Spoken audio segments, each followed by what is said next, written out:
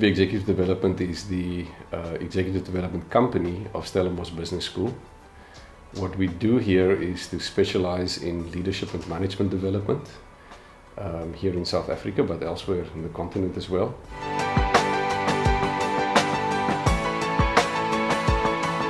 We are a home to severely intellectually and profoundly disabled children. The future of this country just rests purely in having an educated society, and not just education as in book education. We teach people how to think. So I think that's what we are here for, and to say even learners who come in with their marks being at 0, we have seen them do well, given the chance. We work with orphan and vulnerable children and families, seniors, and various other vulnerable groups. We actually work with structures that come directly from the community with forums, and that's what makes our organisation unique. We're the largest mental health organisation in South Africa. We facilitate and support a national advocacy movement of mental health care users. Everything we do is service user driven.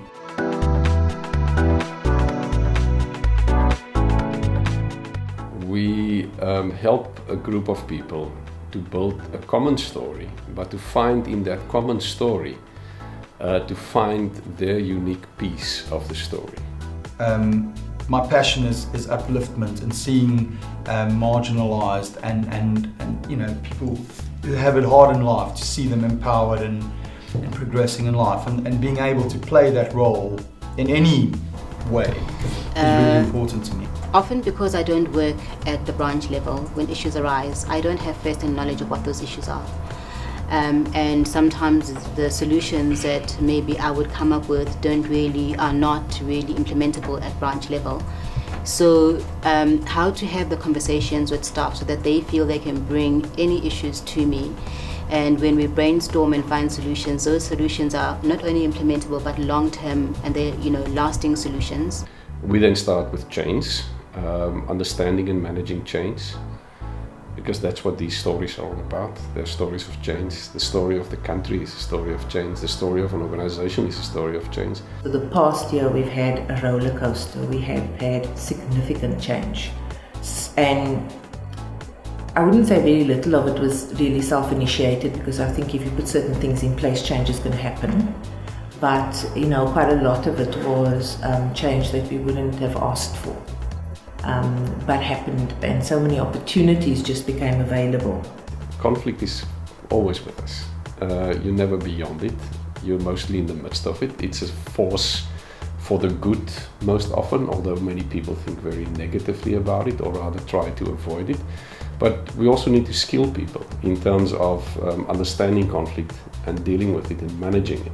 And actually sometimes it's better to stand back and to amplify the problem before you intervene and try and save the situation. I appreciate that as a leader, it's not always good to put out fires. Sometimes some fires are necessary, in the sense that a leader should be able to build other leaders.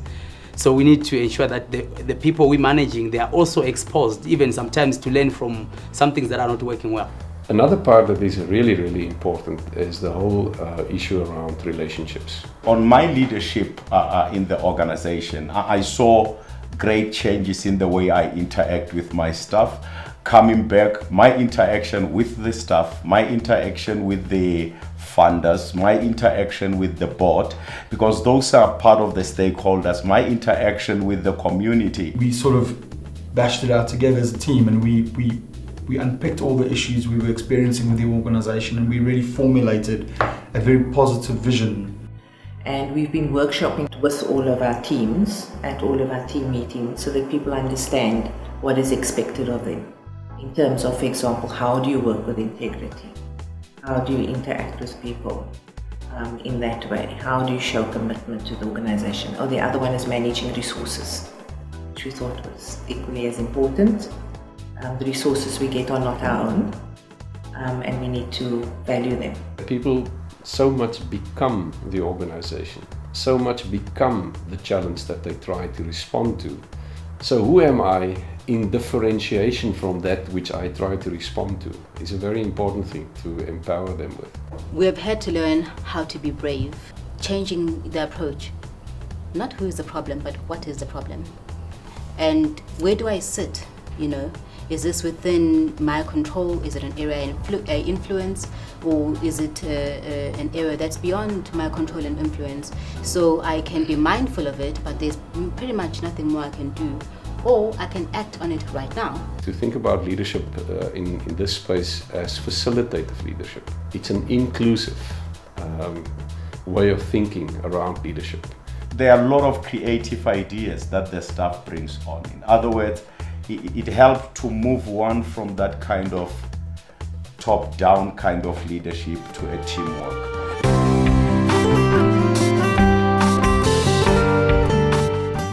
I attended the course with Bharti Patel, who's the National Director. And I think, it was a really good learning experience for us. It was almost a bit of a strategic retreat for us to be a part of this group for a week, away from the office, and to be able to separate ourselves from that. And it was really encouraging for me to go back to it and see that a lot of the big problems we identified then, looking back at it, we've actually corrected it and we've addressed some of the very big challenges we had at that point. But the beauty of it then, it helped me to see my strengths and my weaknesses.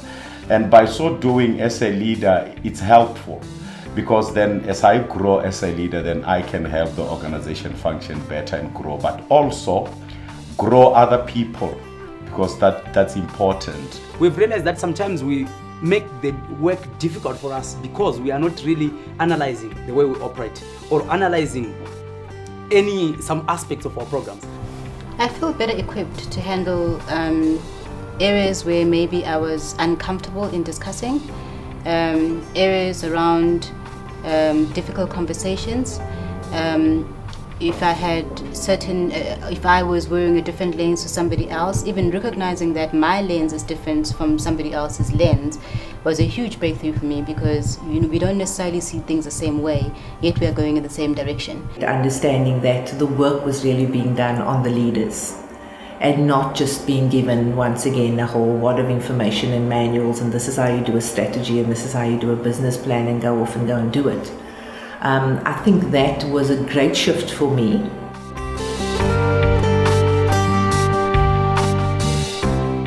That whereas the social sector also needs the product just as urgently as any of the other two, the social sector most often doesn't have the capacity to afford the product to the same extent that the other two can do it. And therefore, we say that we need a third party to help fund, collaborate with us and help fund the need for the social sector. We are very, very privileged to have the Africa America Institute with us as a partner. AAI could not do the work without partners, and we really work hard to identify partners that are strong and professional and also are like-minded. And now people are seeing individuals in the sectors as professionals, as people who actually can get training and then use that training to improve their own leadership style and the capacity of the institution. It is not just about giving something away, giving something back. It's actually engagement with a view towards securing a sustainable future by making sure that there is a social fabric that is healthy and safe and well taken care of, because that's part of the future of business as well.